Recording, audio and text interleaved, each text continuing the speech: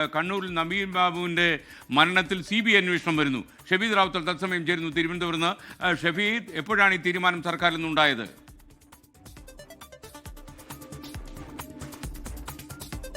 ഈ CBI അന്വേഷണത്തിന് വിടാൻ സംസ്ഥാന സർക്കാർ തീരുമാനിച്ചു. നവീൻ ബാബുവിൻ്റെ മരണത്തിൽ ഒരുപാട് ദുരൂഹതകളുണ്ട് എന്ന് കുടുംബം പരാതി പറഞ്ഞിരുന്നു. മുഖ്യമന്ത്രി അവർ നേരിട്ട് കണ്ടിരുന്നു. അതിൻ്റെ അടിസ്ഥാനത്തിലാണ് ഇപ്പോൾ സംസ്ഥാന സർക്കാർ ഉത്തരവിടാൻ പോകുന്നു. CBI വരികയാണ്. നേരെ അറിയാൻ CBI എത്തുന്നു. ഷഫീദ് റാവുത്തർ വിവരങ്ങൾ പറയൂ.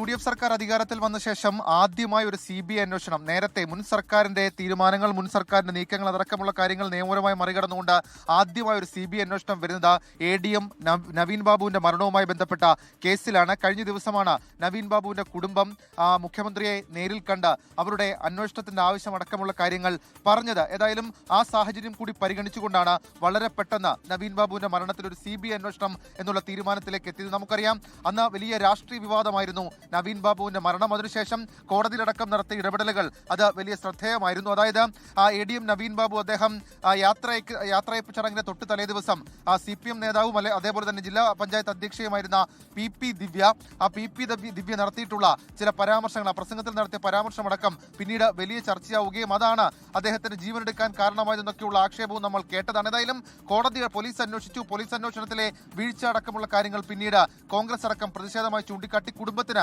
അക്കാര്യത്തിലടക്കം വലിയ ആക്ഷേപം ഉണ്ടായിരുന്നു. അതടക്കമുള്ള കാര്യങ്ങൾ, അങ്ങനെ രാഷ്ട്രീയ വിവാദമായ ഒരു കേസ് ഇപ്പോൾ CBI അന്വേഷണത്തിൽ വിടാൻ തീരുമാനിച്ചിരിക്കുകയാണ്. ഡൽഹി പോലീസ് എസ്റ്റാബ്ലിഷ്മെന്റ് ആക്ട് അടക്കമുള്ള കാര്യങ്ങൾ അത് ചൂണ്ടിക്കാണിച്ചുകൊണ്ടാണ് സർക്കാർ നീക്കം എന്നുള്ളതും ഏറ്റവും ശ്രദ്ധേയമായിട്ടുള്ള കാര്യം. ഏതായാലും ഇത് സംബന്ധിച്ച വിജ്ഞാപനം ഉടൻ പുറത്തിറക്കും. ഷഫീദ്, ശരിക്കും യഥാർത്ഥത്തിൽ നിലവിലിരിക്കുന്ന അന്വേഷണം അപ്പോൾ എന്താകുമെന്നാണ് വിവരം? കാര്യം ഇത് കോടതിയിലൊക്കെ ആണല്ലോ. നിലവിലത്തെ അതാണ് നേരത്തെ ഞാൻ സൂചിപ്പിച്ചത്. ഡൽഹി പോലീസ് എസ്റ്റാബ്ലിഷ്മെന്റ് ആക്ട് പ്രകാരം പുതിയ വിജ്ഞാപനമായി ഇക്കാര്യം ഇറക്കിക്കൊണ്ട് അത് സംബന്ധിച്ചിട്ടുള്ള കോടതി വ്യവഹാരങ്ങൾ അടക്കമുള്ള കാര്യങ്ങളിൽ ഒരു വ്യക്തത വരുത്താനാണ് നിലവിൽ ഇപ്പോൾ തീരുമാനിച്ചത് എന്നുള്ളതാണ് നമുക്ക് മനസ്സിലാക്കാൻ കഴിയുന്ന കാര്യം. മാത്രവുമല്ല, ഇതുമായി ബന്ധപ്പെട്ട് നേരത്തെ തന്നെ നവീൻ ബാബുവിന്റെ കുടുംബം ഈ ആവശ്യം ഉന്നയിച്ചതാണ്. കോടതിയിലടക്കം പോലീസ് അന്വേഷണത്തിലെ അതൃപ്തിയും അതേപോലെ തന്നെ പോലീസ് അന്വേഷണത്തിലെ വീഴ്ച ഉൾപ്പെടെയുള്ള കാര്യങ്ങളും അത് പറഞ്ഞതാണ്. ആ രീതിയിൽ അങ്ങനെ പുതിയ സർക്കാർ അധികാരത്തിലെത്തിയ ശേഷം ഞാൻ മുൻപ് സൂചിപ്പിച്ചതുപോലെ മുൻപത്തെ സർക്കാരിന്റെ നിയമപരമായിട്ടുള്ള കാര്യങ്ങൾ അത് വേണ്ട എന്നുള്ള തീരുമാനത്തിലേക്ക് എത്തുകയും അത് സംബന്ധിച്ച് വിജ്ഞാപനമായി തന്നെ ഇത് പുറത്തിറക്കി CBI അന്വേഷണത്തിന് വിടാനുമാണ് നിലവിൽ ഇപ്പോൾ UDF സർക്കാർ ആലോചന നടക്കുന്നത്. മാത്രവുമല്ല, ആ വിജ്ഞാപനം വരും മണിക്കൂറിൽ തന്നെ ഇറങ്ങും എന്നുള്ള സൂചനകൾ കൂടി ഇപ്പോൾ സെക്രട്ടേറിയറ്റിൽ നിന്ന് പുറത്തേക്ക് വരുന്നുണ്ട്.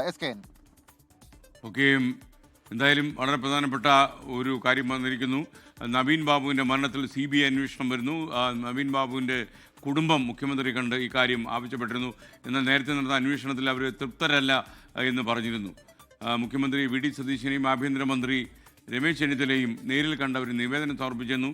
ആവശ്യം അംഗീകരിക്കാമെന്ന് മന്ത്രിമാർ പറഞ്ഞതായി നവീൻ ബാബുവിൻ്റെ സഹോദരൻ പ്രവീൺ ബാബു നേരത്തെ തന്നെ വാർത്താമാധ്യമങ്ങളോട് പറഞ്ഞിരുന്നു. എന്തായാലും വിജ്ഞാപനം ഉടൻ പുറത്തിറങ്ങും. CBI വരും. നേരെ എന്താണെന്ന് നമുക്ക് അറിയാൻ കഴിയും. കേരളീയ സമൂഹവും ഞങ്ങളും ഏറെ നാളായി കാത്തിരിക്കുന്ന നിഷ്പക്ഷവും നീതിയുക്തവുമായ ശാസ്ത്രീയമായ അന്വേഷണം നടത്തിയാൽ സത്യം കണ്ടുപിടിക്കാൻ കഴിയുമെന്നാണ് ആ കുടുംബം വിശ്വസിക്കുന്നത്. എന്തായാലും കുടുംബത്തിൻ്റെ നിവേദനം അംഗീകരിച്ചുകൊണ്ട് ഇപ്പോൾ വിജ്ഞാപനം വരാൻ പോകുന്നു. നവീൻ ബാബുവിൻ്റെ മരണത്തിൽ ദുരൂഹത മാറാൻ CBI അന്വേഷണം ആരംഭിക്കാൻ പോകുന്നു.